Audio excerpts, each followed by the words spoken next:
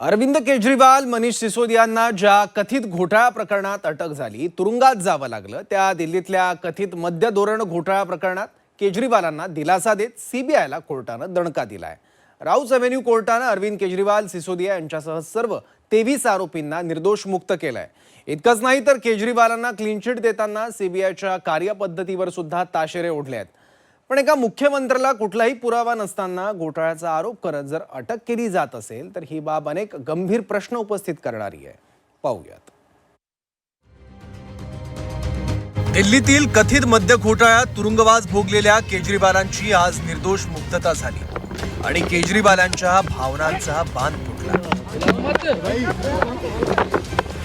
दिल्ली विधानसभा निवडणुकीच्या आधीपासूनच भाजपनं केजरीवाल आणि त्यांच्या पक्षावर मद्य धोरण घोटाळ्याचे आरोप केले. इतकंच नाही तर तत्कालीन मंत्री मनीष सिसोदिया यांनाही याच प्रकरणात अटक झाली. तिथून काही दिवसांनी मुख्यमंत्री पदावर असताना केजरीवालांनाही अटक झाली. त्यामुळे केजरीवालांना मुख्यमंत्री पदाचा राजीनामा द्यावा लागला. पण यात आरोप असणारे केजरीवाल एकटे नव्हते, तर एकूण 23 जणांची यात नावं होती. पण राऊज एव्हेन्यू कोर्टानं केजरीवालांसह 23 जणांची या कथित घोटाळा प्रकरणात निर्दोष मुक्तता केली आहे. त्यामुळे आपण भ्रष्ट नाही हे सांगताना केजरीवालांना अश्रू अनावर झाले.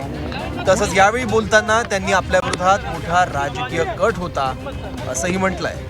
तक कि सिटिंग चीफ मिनिस्टर जो आज तक भारत के इतिहास में कभी नहीं हुआ, सिटिंग चीफ मिनिस्टर को उसके घर से घसीटकर जेल में डाला गया और 6 महीने तक जेल में रखा गया. हमारे उप मुख्यमंत्री मनीष सिसोदिया जी, उनको लगभग 2 साल तक जेल में रखा गया. पूरा का पूरा फर्जी केस था. हमारे ऊपर कीचड़ फेंका गया. 24 घंटे टीवी चैनलों के ऊपर डिबेट चलते थे, खबरें दिखाई जाती थी केजरीवाल भ्रष्ट है, केजरीवाल भ्रष्ट है.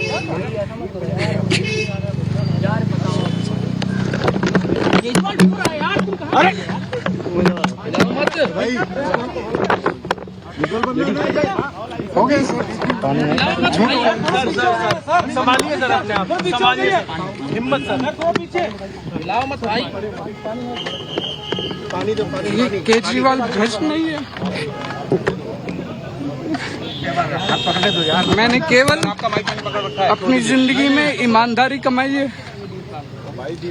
इन्होंने झूठा केस लगाया और आज ये साबित हो गया सत्य की जीत हुई. मैं हमेशा कहता था कि भगवान हमारे साथ है.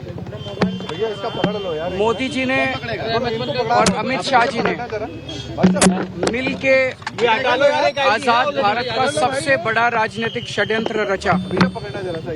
आम आदमी पार्टी को खत्म करने के लिए आम आदमी पार्टी के सबसे बड़े 5 नेताओं को जेल में डाल दिया गया. मी भ्रष्टाचारी नाही हे सांगताना केजरीवाल भावनिक झाले. पण ज्या कथित मद्य घोटाळ्यावरून त्यांना तुरुंगवास घडला ते प्रकरण काय होतं पाहूयात. दिल्ली सरकारनं नोव्हेंबर 2021 मध्ये नवीन अबकारी धोरण लागू केलं. सरकार मद्य विक्रीतून बाहेर पडलं आणि सर्व दुकानं खासगी कंत्राटदारांना देण्यात आली. नव्या धोरणामुळे मद्य व्यापाऱ्यांचा फायदा झाला. त्या बदल्यात आम आदमी पार्टीच्या नेत्यांना 100 कोटी रुपयांची लाच मिळाल्याचा सीबीआय आणि ईडीचा आरोप होता. तपास यंत्रणांच्या मते निविदा प्रक्रियेनंतर कंत्राटदारांचे 144.36 कोटी रुपयांचं परवाना शुल्क बेकायदेशीरपणे माफ केलं. धोरणात खासगी कंपन्यांच्या फायद्यासाठी बदल करण्यात आल्याचा आरोप दिल्लीचे नायब राज्यपाल व्ही.के. सक्सेना यांच्याकडून करण्यात आला आणि त्याचबरोबर यांच्याकडून सीबीआय चौकशीची शिफारसही करण्यात आली. नायब राज्यपालांच्या शिफारसीनंतर मद्य धोरण रद्द करण्यात आलं.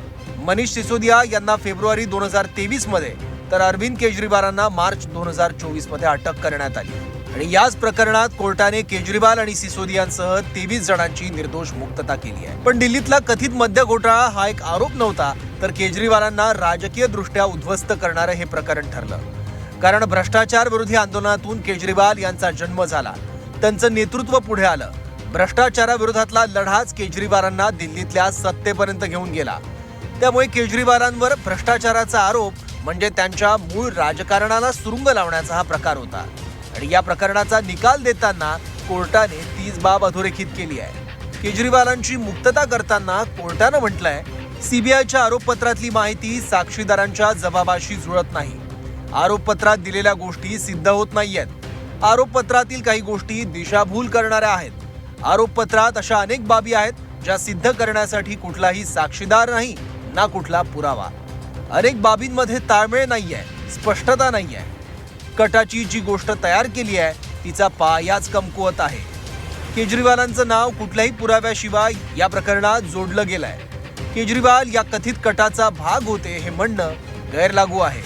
सिसोदियांचा सहभाग सिद्ध करण्यासाठी कुठलाही पुरावा उपलब्ध नाही असं म्हणत कोर्टानं क्लीन चिट दिली आहे. त्यामुळे पुरावे नसताना केवळ केजरीवालांना अडकवण्याच्या हेतूनेच हा घोटाळ्याचा बनाव रचण्यात आला होता का, हा प्रश्न उपस्थित होतोय.